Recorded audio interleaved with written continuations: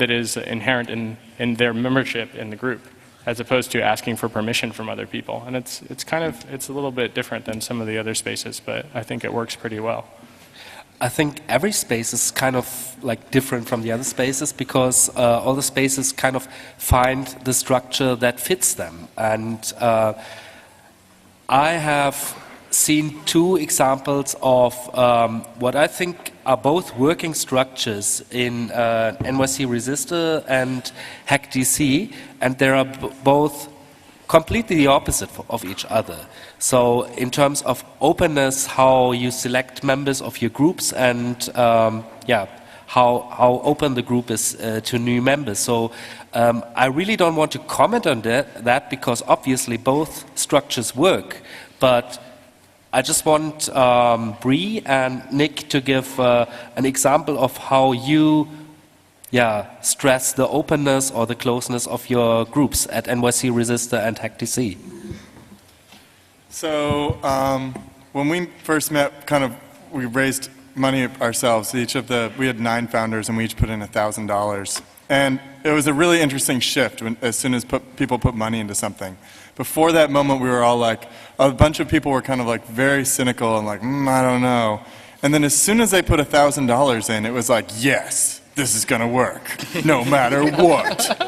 And it also, I mean, at that point, it was kind of like whoever freaking came to the meetings regularly and was friendly, kind of got on the sort of routine. And we also, the other thing we were doing at the beginning was we were eating together. We would all go to each other's house and make food to each other, which is kind of a special thing that builds friendship, I think. And then we got our space, and it was very exciting. And we started getting new members. And the way that it worked, the way that it continues to work, is the idea is basically to be a member, you have to have some sort of kung fu. You shouldn't creep out girls. And there's some other things too. Like basically, the whole group has to. It has to be somebody that anybody in the group would feel comfortable giving their home keys to for like a month and going out of the country. Now this makes it so that it's not just like anybody off the street can come in and say like, I'm giving you $75 a month, I'm a member. It's a little bit more get to know you process, and our goal is actually to be like really inviting and every Thursday night, we post it on our calendar, there's like a hack craft night, which is really great because it's a mixture of people knitting and people doing software and people laser cutting and doing whatever they can imagine. And it's pretty open. It's usually there's like 10 people there just working on stuff, and usually about half the people I don't know. And kind of our routine is like if you get to know us, and we'll invite you if it seems like a nice fit. But that's really different from being like a community center type space or something like that. We all have keys, and if somebody comes and visits us, it's fine. But it's not like we're not so much a community-like center. If that makes sense. HackDC operates on a somewhat different model. Anybody that wants to sign up to subscribe and pay dues, much like they do it here in Germany, on our website, you just click subscribe and start paying dues. And if the payment clears, you show up at a meeting. Anybody can join HackDC. Our whole operating theory is that if you're willing to pay $600 a year to support something, that you're not going to do anything to bring harm to it. And so far, that theory, and for us, is proven correct. Now, I know Washington, D.C. is a fundamentally different place than New York. And all the people who are involved in HackDC right now, we have people, people who are 60 years old, we have people who are 16 years old.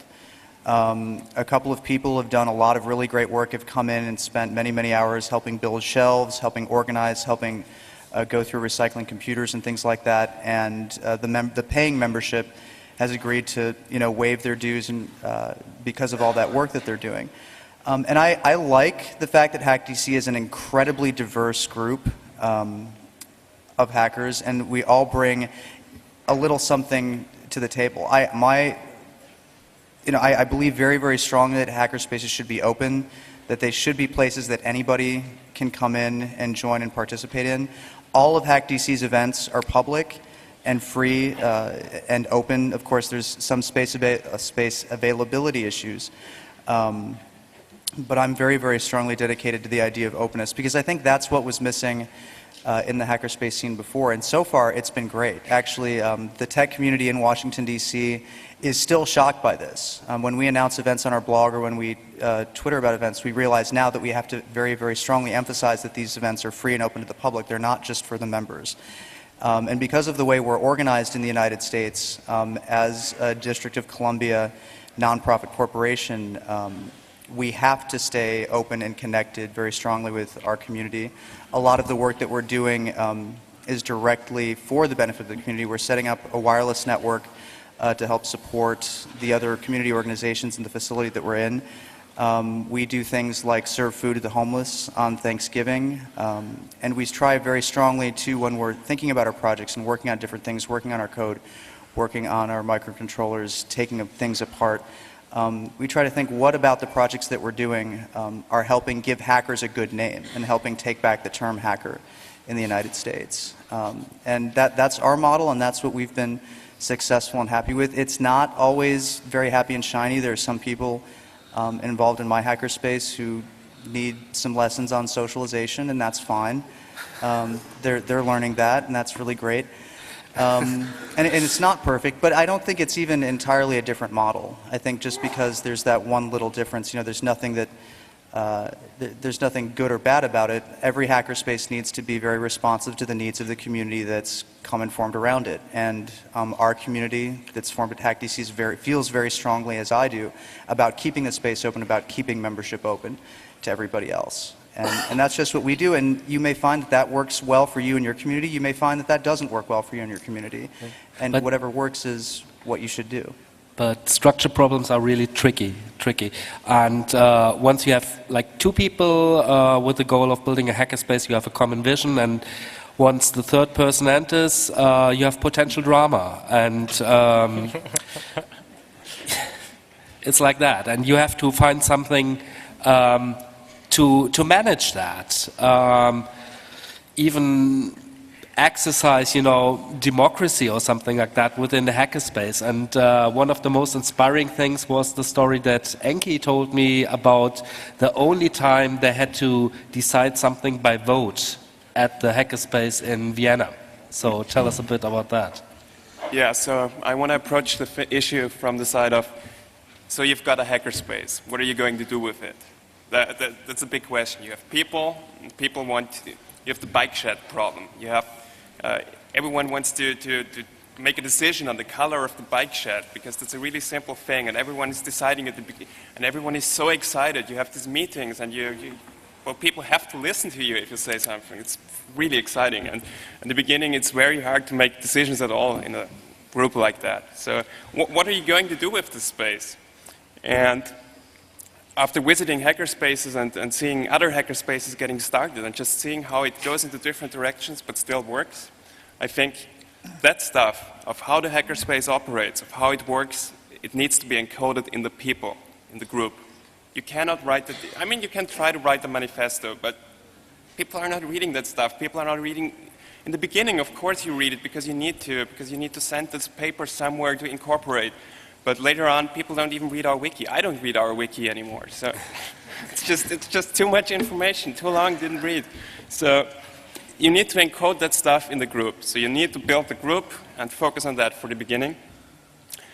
And you will have problems. And you need to solve them when they come up. Because if you avoid them, you probably will not have a space. If you try to avoid problems, well, you do nothing. So problems come up, you need to solve them. So the guiding principle there is to have a group that's flexible. So before I go into what Jens was asking me about, I think the most important thing, I measure the health of a hackerspace in its renewal cycle. How quickly new people come in, and, well, old people will leave. That's not a good thing, but how quickly new people come in and how quickly they can get into positions of explicit power. What I mean with that is the board. You don't want people to be stuck in a position of power because it's not a good position. Actually, it's not a position of power. So let's redefine that. If you started Hackerspace, part on day one with the idea that you're going to make decisions there. Your job is to moderate the process, talk to people what they want to do, and interpret what's the consensus. What should happen? How should we use the space? Talk to people, make sure the group together figures out what's happening. Good. So what happens if someone wants to force his opinion on your group? Let's say you're 40 people, you just started out, and you're trying to make a room plan. And everyone is arguing, and maybe even someone writes down a plan, and people are changing this plan wildly in the wiki, and there's chaos. How do you make sense of these opinions? How do you condense that? We kind of learned that actually there is a majority opinion after talking. So first you need to encourage people to actually talk instead of hitting each other. And once they talk, people will still say, well, I want my thing, my vision to be implemented. And we built the whole structure in a way of saying, there's the board. The board's job is to moderate and to do all the shitty stuff of doing accounting, of talking with authorities and bullshit like that, which is no fun at all. And the rest of the decisions should just happen. We don't really want to vote on them, but we don't even want to vote on them when we're bigger. So how do you do that? You make it so that people cannot force their opinion on you. So you say, you meet weekly, you start, give me a second, it's a tough one to describe this in English, but I'm trying. So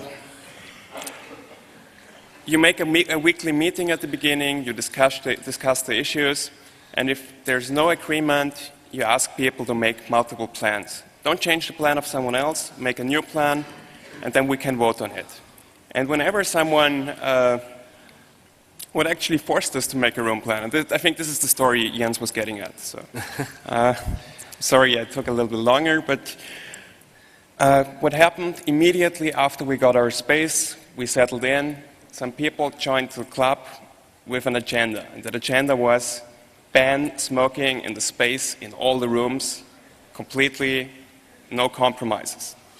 Never mind that about 30 to 40% of Austrians smoke, and maybe we could use a room, we could find some compromise. And these people never showed up doing anything else except lobbying for non-smoking. They never showed up later. They just joined because it was their, well, holy goal. So instead of fighting with them, what we asked them to is make a room plan, make a suggestion.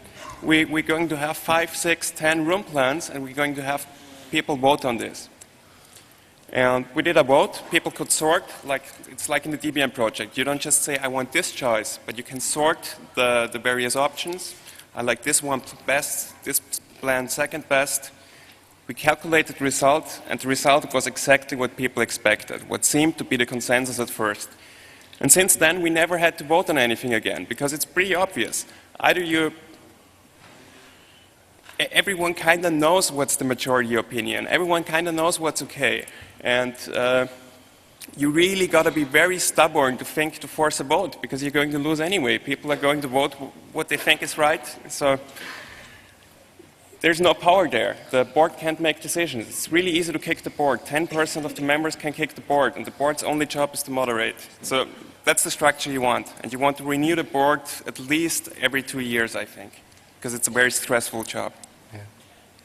So yeah, the lesson learned here is favor consensus over majority rule, and always yield to the hands-on.